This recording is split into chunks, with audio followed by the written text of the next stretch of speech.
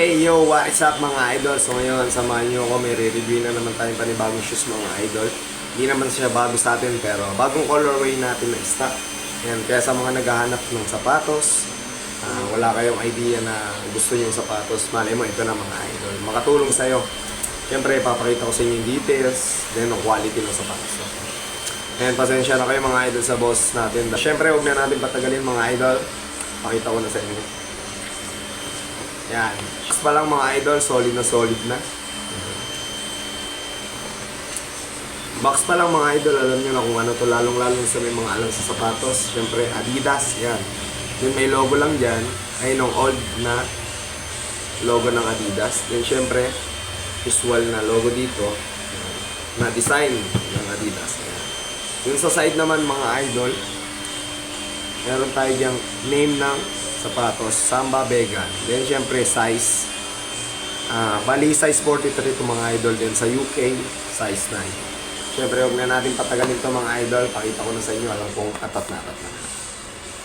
Pagkabukas natin mga idol, yan, meron tayong paper plastic na may logo lang ng Adidas. At ito nga pala yung pair mga idol. Ayusin natin para mas makita nyo ng maayos bago natin ipakita yung quality.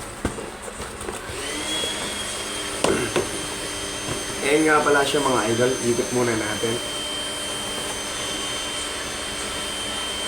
Siyempre magsisimula tayo sa top view, kung tigang pamalaglag. Sa top mga idol, dito sa bandang tongue part, yan, meron tayo napakakapal dyan. Hindi naman siya makapal pero saktong-sakto lang. Malambot. Then may logo lang dyan ng Adidas. Then pagdating din dito sa lace, ayan, meron tayong color black. Pagdating naman dito sa tip, meron tayong magaspang na parang gray brown. Ayan ko. Then pakita ko sa inyo solid na tahe. Ito yung binabayaran dito mga idol eh. Tingnan yung stitch niya mga idol. Sobrang linis. Ayan. Hanggang gilid yan mga idol.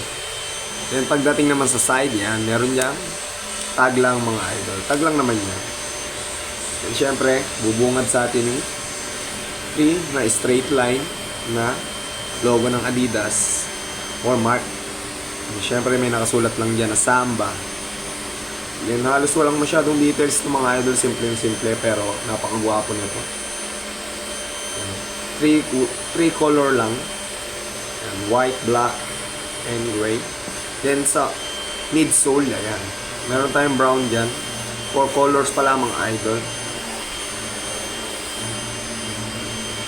Dito pa mga idol, pakita ko sa inyo yung details. Ayan. May nakasulat na Adidas Originals Vegans. Ayan, sabay may logo. Then sa kabilang side, halos same details. Tinanggal lang yung Samba dito. Then sa outsole, ayan, meron tayong nakasulat dyan na Adidas. Then meron tayong triangle pattern, circle, then parang wave na pattern dyan. Kaya sobrang kapit nito mga idol. Then dito naman tayo sa insole mga idol. Ayan o, sobrang gwapo. Meron diyang Adidas na nakasulat. So yun lang mga idol, wala naman siyang ibang details. Pakita ko sa inyo yung bawat tahe. Dikitan sa midsole. Sobrang linis.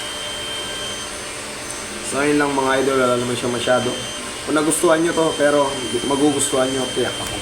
Lalo na sa personal. Kaya maghanap na kayo kung mayroong store na malapit sa inyo. Or PM lang kayo sa page natin. Meron tayo diyang mga posting. Kung wala pa kayong mga idea, marami tayong pinopost dyan. Diba? Iba't ibang klaseng sapatos. So ayun lang mga idol.